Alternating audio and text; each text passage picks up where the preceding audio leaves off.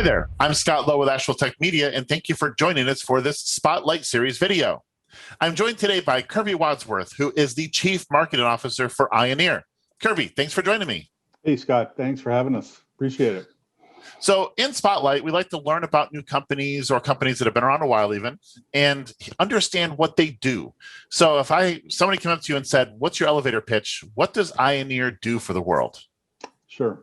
So ionir is a storage data layer for Kubernetes, specifically for Kubernetes. The situation is pretty straightforward with Kubernetes. You know, you need to have automation and you need to have orchestration. And old school storage devices were really never meant to be, orchestrated by anything that looked or felt like Kubernetes. So somebody had to reinvent the whole infrastructure underlying data in the Kubernetes world, and that's what we did. Okay. So what is it? I mean, is it a software platform that you're selling? Is it hardware? Is it cloud? What is it your people are buying when they come to you? It's pure software. It's actually an application that runs in Kubernetes and on Kubernetes. It runs in containers on Kubernetes. It has a very specific purpose, though. It isn't just sort of a standard app that you could, it'll do anything. It does one thing and one thing well. It creates storage volumes that you can write to and read to like you would a regular disk volume, but it does that, with a virtualized state. So there's kind of three things that are going on here with Kubernetes, right? You want to be able to have your data persist. So if a container gets blown up or goes away or Kubernetes shuts it down, you can't afford to have the data that is in that container go away. So you need persistence. That's number one. And regular Kubernetes itself doesn't provide that. So you need a storage platform to do that, or a data platform to do that. The second thing which we do, and the second two are really unique, or the second and third, is we have a metadata approach to managing and virtualizing the data that allows us to instantly recreate volumes, full read-writable capable volumes in other clusters. And the clusters can literally be around the world if you wanted them to be. And we can do that in 40 seconds or less, which is really breaking the laws of physics. And there's a lot of, mechanics that we would have to talk about how that works. But think about it this way. You're operating in Washington, D.C., and you want to make another copy of that exact same data set in Dublin because you want to set up applications to be able to run over there. You click a button, 40 seconds later, you got all your data fully read-writable in Dublin, and regardless of the size of the data. So it doesn't have anything to do with how much speed you have to get across the pond or anything else like that. So that's the first thing that we do, which is really interesting. The second thing which we do goes back to sort of earlier in my history. The same exact metadata allows us to go back in time and instantly present your volume as it existed 5 seconds, 5 minutes, 5 days ago at 1 second intervals of recovery points. So there's a lot of reasons why you would want to do this. The ransomware one is the obvious one. Somebody gets in and you want to click a button, boom, poof, you've evaporated the ransomware and you've got your data back. But a much more not that isn't interesting, but a much more kind of day-to-day useful one is in the DevOps lifecycle.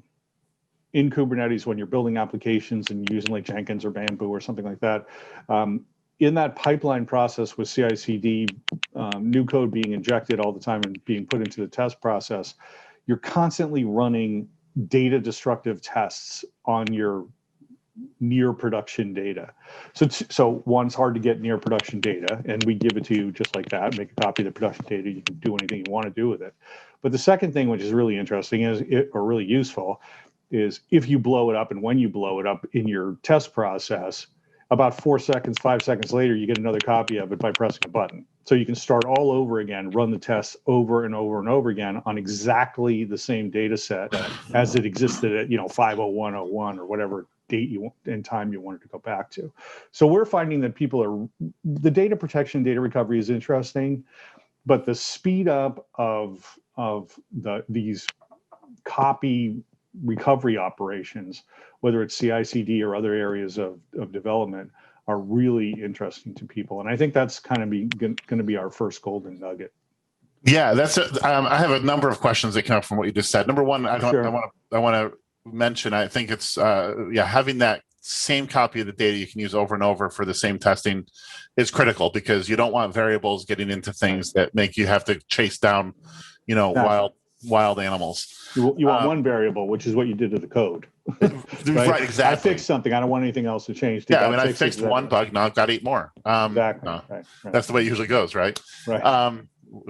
But the other, the one question I have is, when you're creating storage volumes, where are they living physically? Because I mean, I understand it's a software solution, but there's still got to be a hardware device that's storing the data. What is that hardware device? Yeah. So the software is really interesting. It's microservices based. So there's kind of 3 components to the software. There's the front end, which talks to the applications and presents itself as a virtual volume. So it's what you think you're talking to, right? Is the front end application. The middle has the brainchild of the whole thing, and then the back end, the microservices process manages the physical media, the disk drives or the storage arrays or whatever it is where you're actually putting the data in the back, right? The physical places where you're putting the ones and zeros. Today, what we do is we use the drives which are embedded in the servers that are running Kubernetes, right? So the internal disks that are using Kubernetes. That's what I was getting at. So that's what I was wondering. Yeah, Okay. it's the easiest, quickest way to go to market. But we're also have the capability of using like an S3 bucket, or sending it out to a old array and putting old stuff on an old array too. But for now, what we offer is, you put the software in there and it uses the drives that you have now and gives you persistence. But I've got to get back to one of the things you mentioned too, which is basically the ability to, I mean, it sounds like replicate data to different regions and have it be immediately used or usable. Is that something that you're doing? I mean, there's a laws of physics challenge to getting terabytes of data from one location to another, immediately using it. What's happening at a simple level behind the scenes to enable that? Are you actually going back to the original site while data is transferring, or is it really moving at that fast in some way, shape, or form? So what we have created is, and I don't want to get too deep in this because I know these are short videos. The metadata architecture uses name and time. It doesn't use location. So we don't actually store, this block is on this disk drive at this particular offset. We don't care where the physical block of data is. It only goes by a name, which is a hash based on the contents of the block, and the timestamp that write came in on.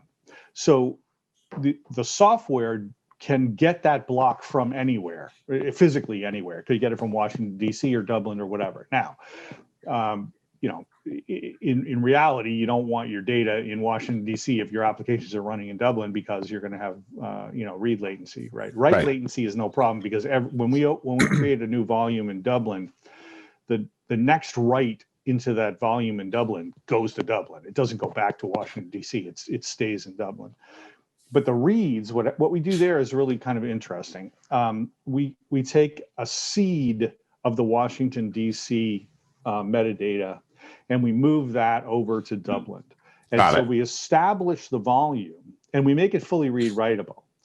It's based on a heat map which we manage and keep. So there's like a tiering process inside that keeps track of the heat of the different blocks. So we move over the hottest blocks that are most likely to be used in the near term. If you do have, a read miss and you're in Dublin and that block isn't there, yes, we'll go get it and we'll bring it back over to Dublin. Once it's in Dublin, it's always in Dublin. So we only ever have to do that once. And we have a pretty sophisticated dedupe process. So we never bring over a set of blocks if we already have that set of ones and zeros in Dublin. We just rename that set of ones and zeros and reuse it. So, and then the third thing we do, of course, is that we rehydrate the disk in Dublin as fast as we can, or as fast as you want us to, in the background. So there's 3 things going on to make it happen. But the user experience is, you have a fully read-writable available volume in Dublin. And okay, if the reads are a little slow at some portions of it, okay, But if you did it the old-fashioned way, which is you had to move the whole volume across before you could even read and write to it, your reads are going to be really slow for about 8 or 9 hours. Wow, right? Because you're not going to have any reads at all, right? So it gives you a jump start on it, and people are pretty excited about the way that it works. It's pretty amazing actually to watch, and to tell you the truth, the impact of this process of seeding the volumes has been fine-tuned to the point where read hits are very, very limited. So it's pretty interesting stuff. So if people want to learn more about ionir, what can they do? Sure. Well, like every kind of software that runs like this, any kind of Kubernetes toolware or software, the technical community wants to get their hands on it and use it, right? I mean, that's really the way this works. So that in order to do that, you can come to our website and just request a trial and free copy, whatever you want to call it, and we will hook you up with that, get you set up, and then you can go off on your merry way and try it out and use it and see if it works for you, and if it does, great. If it doesn't, whatever. But that's the easiest thing to do. So ionir.com, there's a lot of educational material and technical material about how persistence in Kubernetes and all kinds of other stuff that's very useful. But that's where folks who want to get access to the technology or a demo or anything else can get a lot more information. And that's ionir.com for anybody who wants to go and take a look.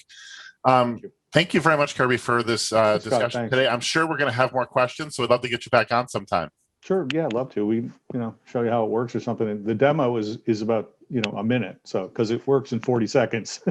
So the demo is kind of pretty quick. So we could do that for you one day if you're. We'd love that. All right. Okay. Good. Well, nice to talk to you. Thank you. You too. Thank you, and thank you again to our audience for watching this Spotlight Series video.